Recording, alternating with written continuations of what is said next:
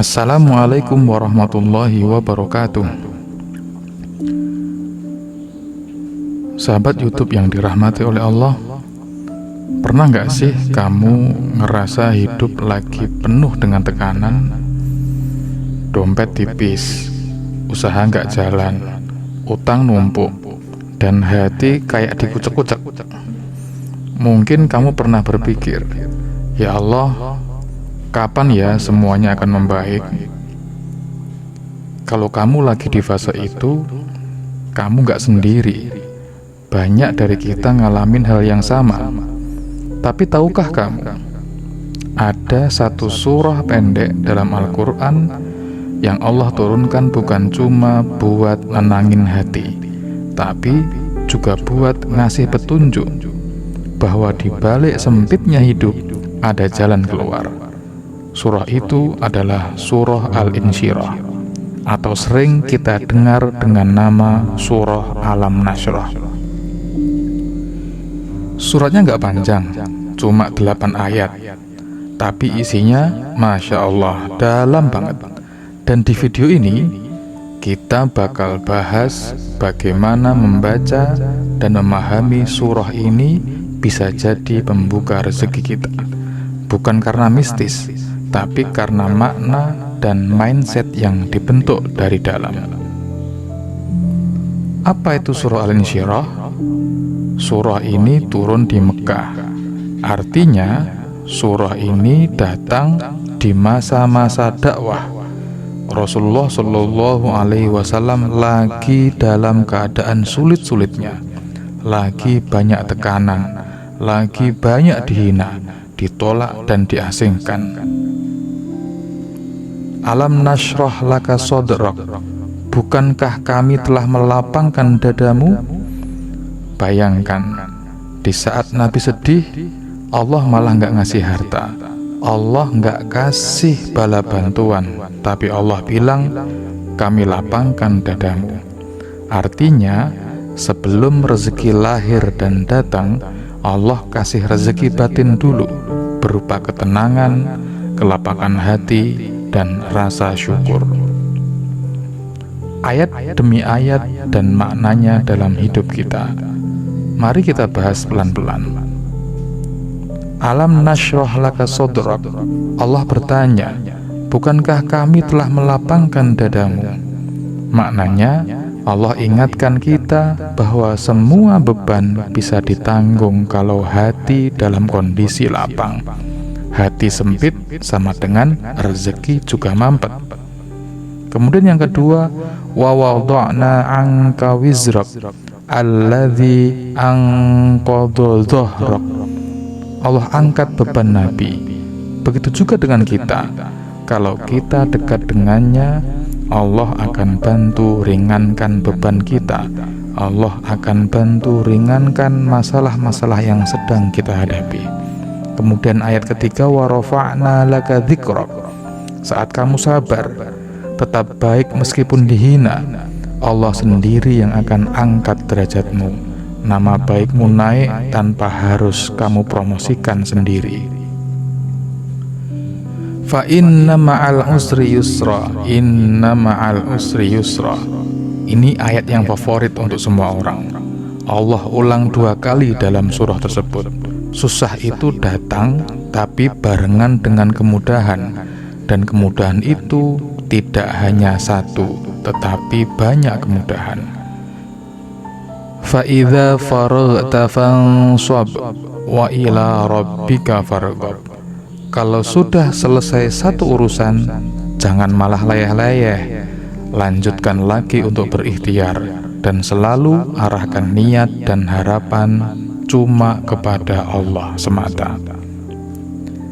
Kenapa surah ini bisa jadi pelanda rezeki? Rezeki itu bukan cuma soal uang, tapi soal energi, soal keberanian, ketenangan, dan keyakinan.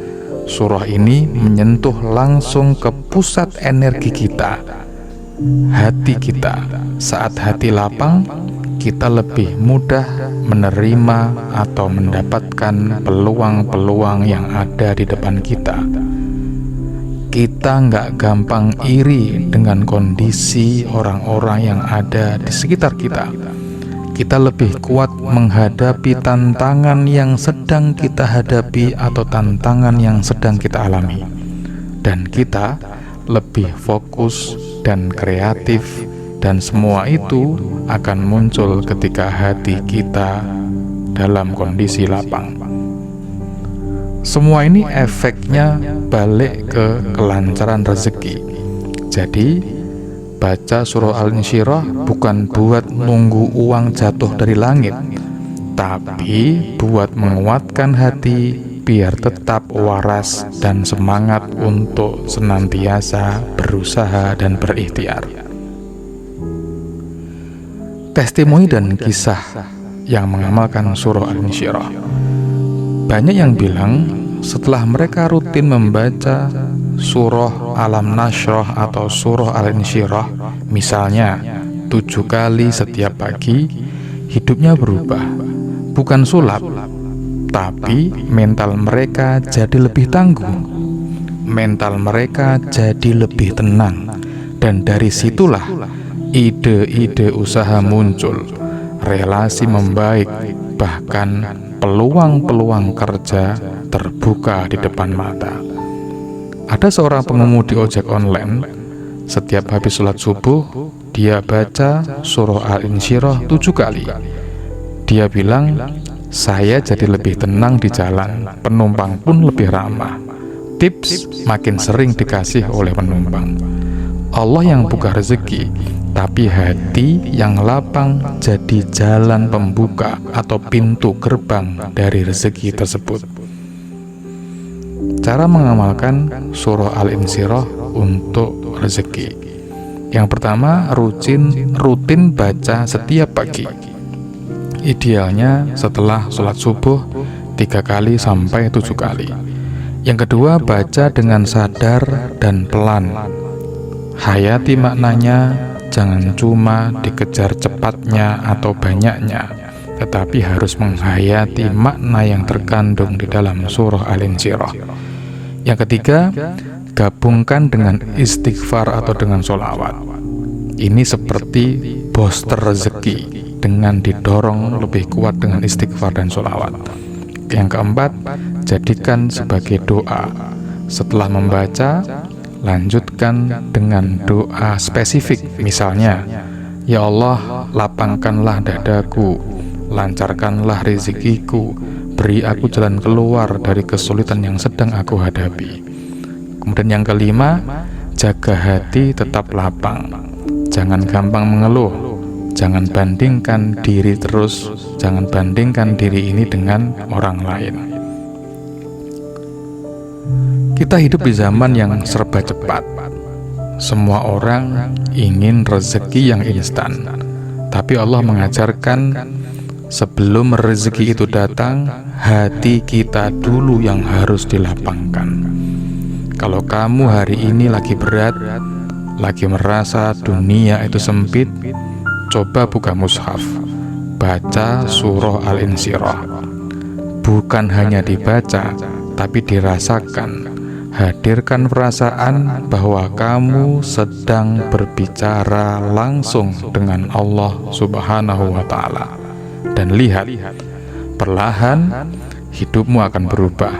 Mungkin gak langsung kaya raya, tapi kamu akan merasakan kelapangan, ketenangan, dan keyakinan yang membuat langkahmu jadi lebih ringan. Jangan lupa untuk like video ini kalau kamu merasa video ini sangat menginspirasi dan membantu. Share ke orang terdekatmu, siapa tahu mereka juga butuh booster semangat dengan surah Al-Insyirah ini. Subscribe channel ini biar kamu gak ketinggalan konten inspirasi Islami lainnya. Sampai jumpa di konten berikutnya. Wassalamualaikum warahmatullahi wabarakatuh.